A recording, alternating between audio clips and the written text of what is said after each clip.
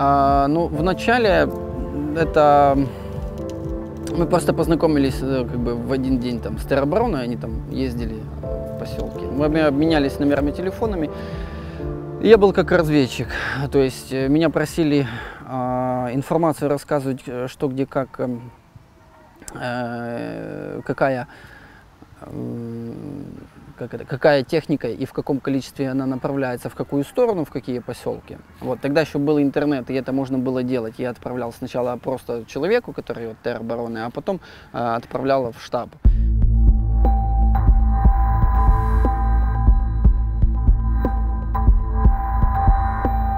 Тут уже как бы меня закинули на БТР, и тут военный русский садится в автомобиль. Блядь, как тут нахуй ездить? Вы сами видите, что он говорит, что типа не знает, как ездить на данном автомобиле. То есть премиум сегмента, там коробка автомат, там просто один рычаг нужно было нажать. Вот он разобрался. Вот слева мы там на БТРе, а он чуть-чуть дальше на обочине стоял. Вот он там на обочине возле знаков стоял.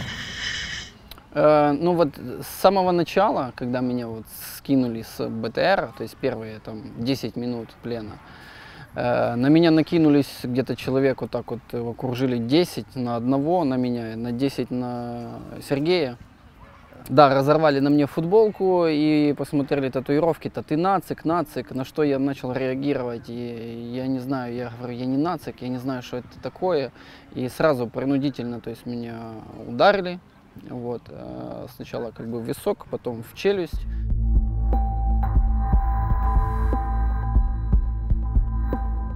Все это христианская тематика, ну то есть вот сверху у меня надпись это «Спасибо Господу за жизнь», также что вот как у Иисуса Христа был венок, то есть вот же этот же венок в моем сердце и крест над этим сердцем. Але для них це все одно здавалось, ніби це нацистська. Ну типа все, да, все для них это вот нация. Потом также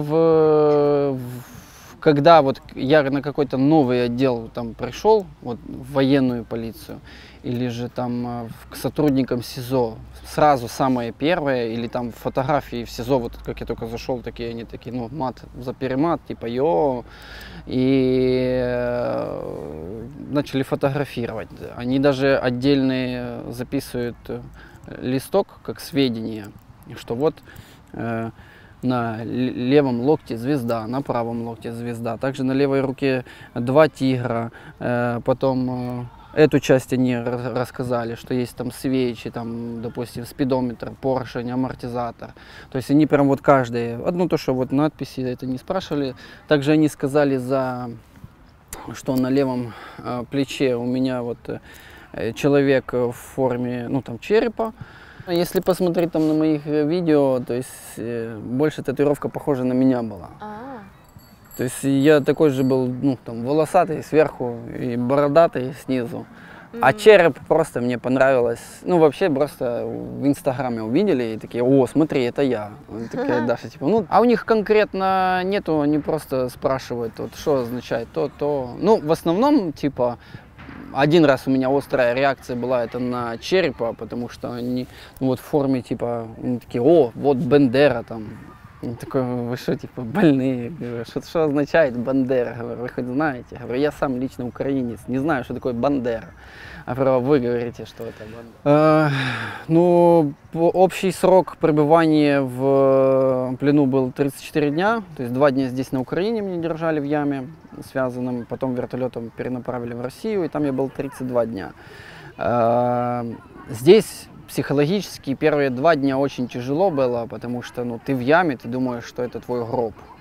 Вот. И тогда еще зима была, холодно, и ты думаешь, ну, во-первых, нас обессилили, то есть специально мало кормили, поили. Все было символически христианские, вот такой, ну, верующие, религиозные, скажем так, вещи. к военному или там, к патриотическому, там, оно ничего не имеет значения. Хоть даже у меня там супруга, она татуировщик, вот, и я только после плена, после всей этой военной темы, там, после нашего, скажем так, украинского духа задумался, вот хочу я там себе, допустим, просто герб Украины там на ноге нарисовать. Ну, то есть только вот так вот, потому что это сейчас история вот такая.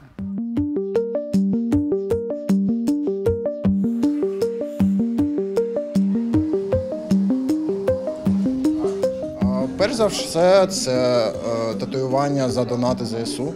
Тобто ти приходиш, відправляєш будь-який донат у цю дату ЗСУ та отримуєш тату від будь-якого майстра, який тобі до вподоби.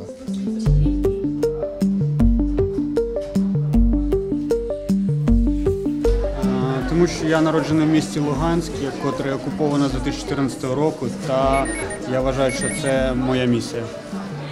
Роблю те, що можу.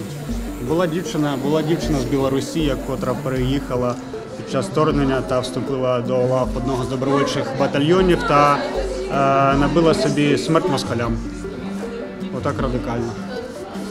Я казав їй, що це може наражати мене на безпеку, але він каже, що в мене немає вибору іншого, я білоруска, все одно в мене є приговор вже серед ворогів.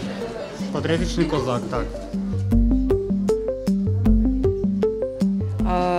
Я вважаю, що доволі відчутно їх побільшало кількість, і люди навіть наважуються на те, щоб зробити взагалі перше татуювання в житті патріотичним. Тобто ми дуже часто маємо якісь сеанси з гербами, з якимось в новій стилістиці патріотичними тематиками. І українською мовою також дуже багато людей приходить робити татуювання. Я вважаю, що це круто, коли, якщо не зараз. Ну, в мене ще є свобода, це українською, якщо що, не російською. Ніколи не було російською. Але... Так, це найперша татушка.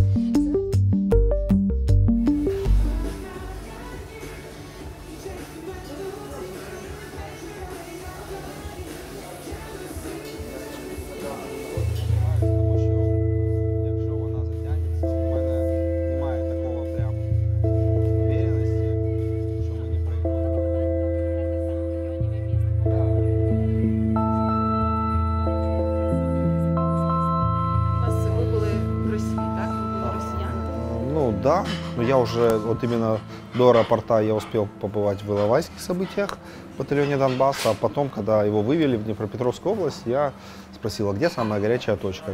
Говорят, самая горячая точка — Донецкий аэропорт. Как туда попасть? Через правый сектор. Говорят, значит, мне надо в правый сектор. И мне помогли попасть в правый сектор. И я был 2 ротации там, я был в октябре 14-го и в январе 15-го, это была предпоследняя, перед тем, как аэропорт пал. То есть я ехал потом в Киев, и как раз оказалось, что в это время аэропорт пал, у меня прям слезы катились на глазах, да. Ну, все-таки, да, такое ярко было там тоже. Ну, я делал в 2015 году, когда уже ушел с фронта, но, мне хотелось как-то его запечатлить. Я понимал, что эпоха вот эта добровольцев уходит, потому что когда я уходил, почему не остался контракт, что именно добровольческое движение уже переросло, что надо было идти в армию. Украинская армия стала настоящей, сильной. И вот я хотел как-то вот этот момент о Донецком аэропорту, я был в нем дважды, его запечатлеть. И вот оно стало настолько узнаваемым, что даже когда за мной киллеры с России приезжали, они меня искали по татуировке. Ну, типа ориентировка. А звідки ви знали?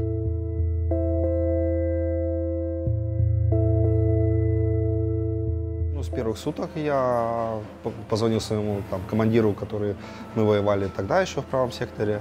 А он с ГУРом продолжал работать, и поэтому они уже были готовы, им заранее дали оружие и машины.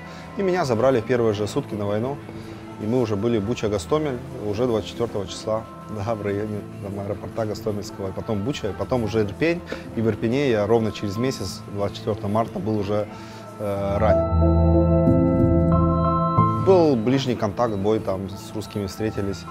И вот мне пуля перебила руку, и теперь она у меня пока не сгибается. И я поэтому в Киеве сижу, жду, когда начнет сгибаться и смогу уехать. Ну, все мои уже там на востоке. Да.